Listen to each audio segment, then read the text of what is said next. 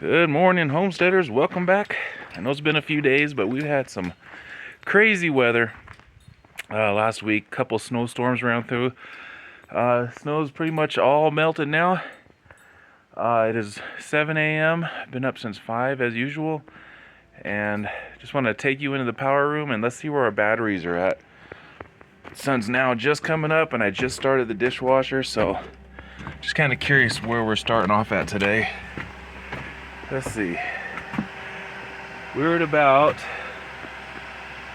30%. I'm sure you can't see. There's little lights down there. The sticker finally fell off. The sticker's been barely hanging on to this inverter for years. I'll have to keep that for a memento.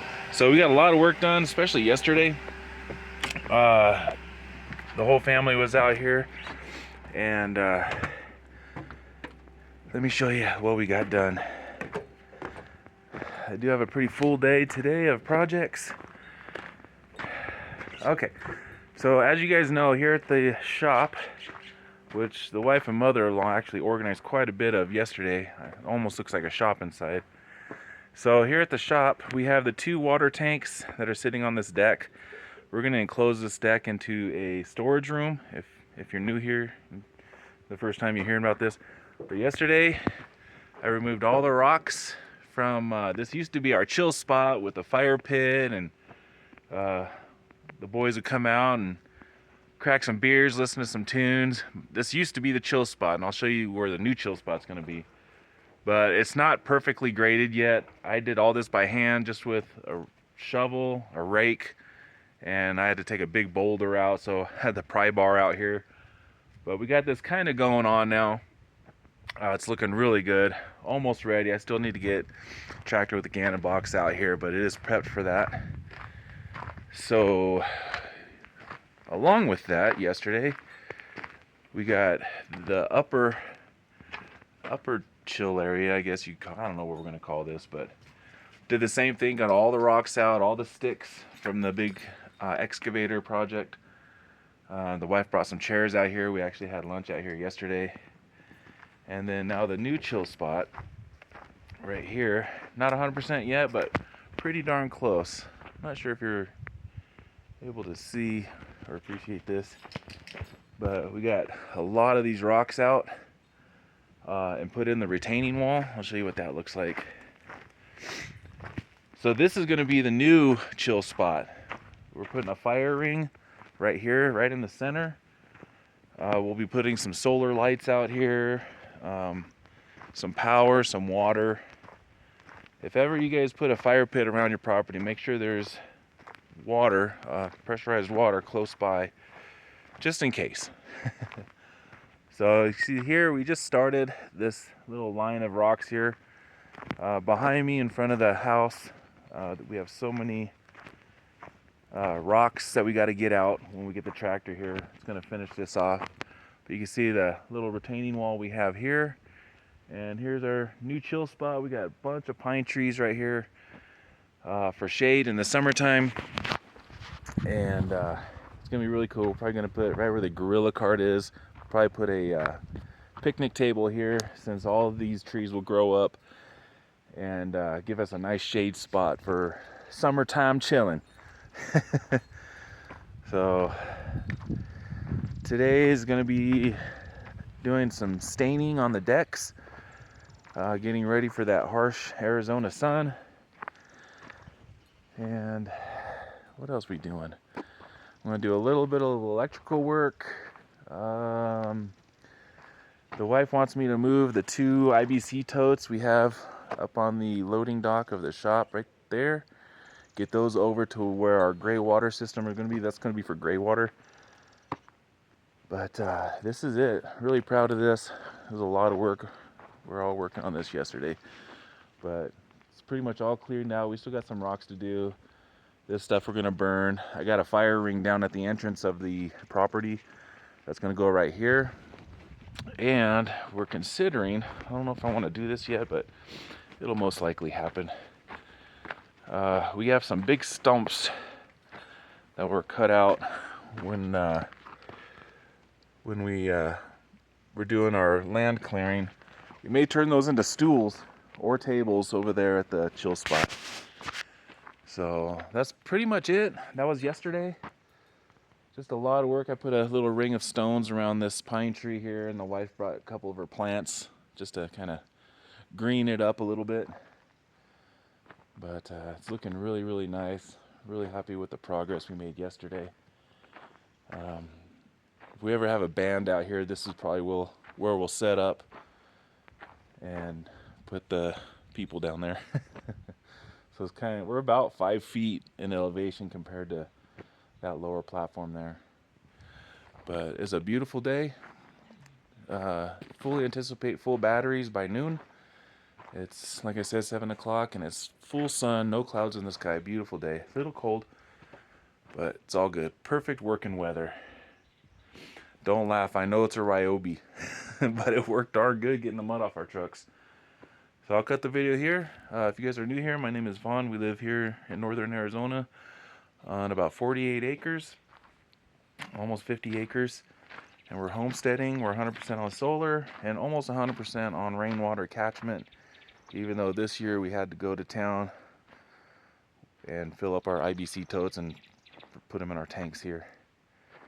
So lots of work, guys. I'll catch you on the next one. If you have any questions, put it down in the comments. Oh, there's one more thing I want to talk about. Mike, Mr. Mike, over at Cheap Off-Grid Living. I put a link to the video he put up today down in the description box. Go check it out. I'm glad I didn't forget this, because this is a point I really wanted to make on this video. He's talking about some misconceptions about off-grid living, and I totally agree with what he had to say. The link to that video, again, is in the description box. Go check out his channel. Go subscribe over there. Myths. He brought out quite a few myths about what it's like living off-grid. And he said it's near impossible to live totally out of society, totally off-grid, not relying on anybody. I think 99.999% of the people that say they live off-grid are still reliant on the outside world for some things. I think the only way you can't be, or you're not 100% self-reliant, is if you're living on someone else's property and they don't know it, or maybe forested land. You know, it reminds me, I don't know if you guys seen that show, something Mick Dodge, that guy that lives up in the mountains of, I believe, Washington State. And I know that show is probably contrived. I'm sure the guy probably has a mansion and a Porsche off camera, but I'm just using him as an example. Unless you live out into like a national forest in a cave and you're never going to town for anything, you don't have a vehicle to maintain, you don't have any medical issues, you don't have any machinery that may need to be repaired. Mike brought this out. I mean, you always need oil for your vehicles, right? Or a part for your tractor.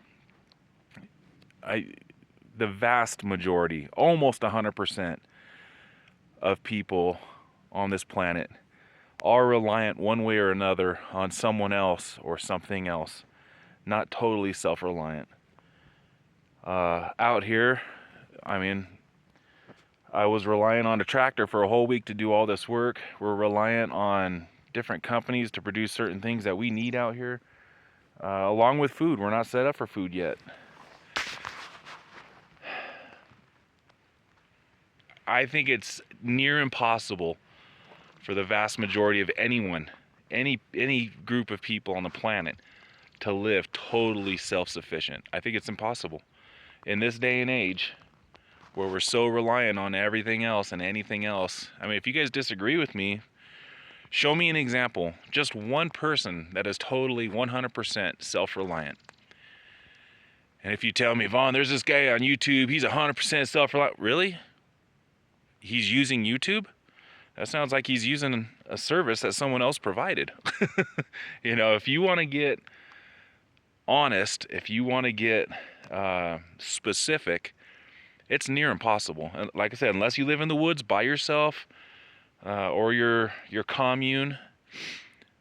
But even then, I guess you're still relying on them to grow gardens on land you don't own.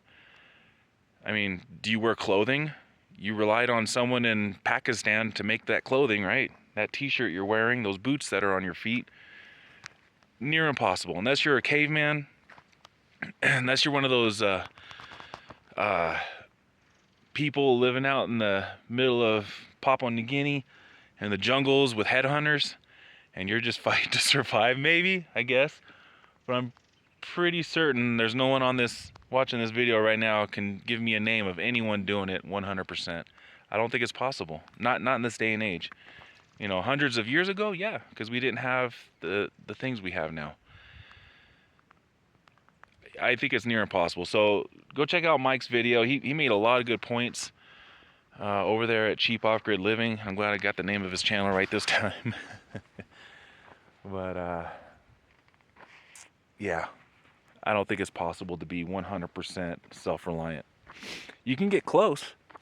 I mean, a lot of people get real close, but still, if you own land here in the United States, first and foremost, you still have to pay your taxes. Otherwise, they'll come steal your land. It's just, it's a good thought to be to be able to say, oh, I'm 100% self-sufficient. If you're in this country, I highly doubt that. Highly doubt that. I mean, it's good to get as close as you can, and in my opinion, the more self-reliant you are, the more free you are. Not free, because we're all enslaved to one thing or another here in this country and all over the world, but more free than the average bear. So you see we're at the stumps here, our family's pet cemetery.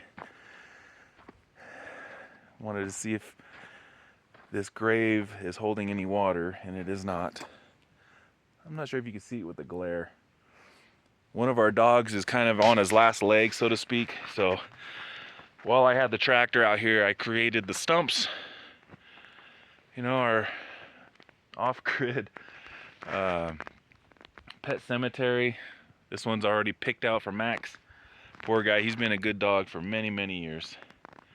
And then we got plenty of space here in the stumps and the cul-de-sac here for future pets. We currently have 5 dogs and 3 cats? No, 4 cats. Cats are a must. Well, dogs are a must too, but if you want to keep the rodent population down, get cats. Since we've been here full time, by the way, speaking of being here full time, we are now officially 9 months in full time here living off-grid in northern Arizona. So I missed that. It was the 2nd, April 2nd was beginning our 9-month. You can see little Freya out here. She is a barker at night. She hears something and man, she's out. But yeah, so since we had the tractor out here, I got this ready. But just wanted to make a quick mention, give a shout out to my boy Mike over there at Cheap Off-Grid Living. Once again, the link to that video is in the description. Speaking about what it's like to be off-grid, can you fully be off-grid? I mean, you can, but you're still reliant. Speaking for myself, we're still reliant on other things that we cannot produce here. I mean, I can't produce motor oil to keep my vehicles going. I can't produce, paint to paint the buildings and maintain them. I can't produce wire here. We're all reliant on other services, other products, and that's just the way it is in society. Be it as humble as it is out here. But I think the key is to be more self-reliant than your average person. In the long run, that'll help cut costs, help cut your reliance on systems and products and services, and you're just taking care of yourself more than typically done here. Especially, and I speak only for this country. It's a lot different in other countries, but yeah, that's about it, guys. Got that upper garden here. An upper garden. We're planning out where we're putting. I think one of the first things we're going to plant, because it takes some time, other than our orchards, is our vineyard, our grape vines. They may come up here. I want all the tall stuff here on the upslope, on the high section of the property, and all the short growing things, you know, tomato plants, all that stuff down here closer to the house that are lower in elevation. That way I could see over to see if there's anything munching on my plants up here. I got to be able to see all that stuff, even though I know all the dogs will make short work of those guys, but you know, it doesn't take much to devastate an entire harvest. But it's looking really good. I mean, if we did all of that yesterday, we can do one of these pads easily in a day. And we need the rocks anyways for all these retaining walls. Beautiful day, just getting started.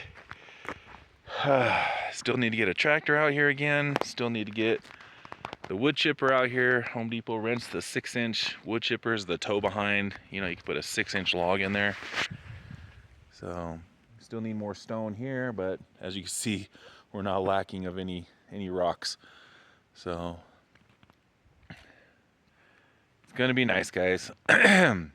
Another thing that's gonna happen real soon is we're gonna fence the chicken area.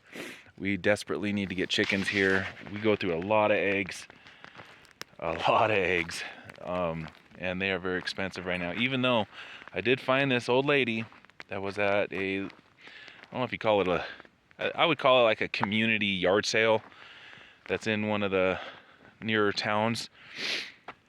And she was selling a dozen eggs for $4, you know, fresh eggs right off her ranch. And I pretty much bought her out last time I saw her. We went through town the other day and they weren't there. So I'm assuming it's only like one weekend a month they have it. But I wish I would have got her phone number so we could just go by her place and pick them up direct, just because we go through so many eggs here. So anyways, that's about it, guys. I know it's a little bit long-winded, but I'm glad I remembered to mention Mike over at Cheap Off-Grid Living. Once again, go check out his channel, subscribe, hit the bell, thumb up thing, and check out the link. I'll put it in the description of this video. If you guys have any questions, comments, concerns about what we're doing out here, all the projects, or if you guys are thinking about doing the same thing and you want the inside scoop on what it's like to live off grid, hit me up. I read every comment as long as they're relatively new, and happy to help anyone out if they have any questions about this type of lifestyle. So I will cut the video here. Take care. See you on the next one. Prep and Drive.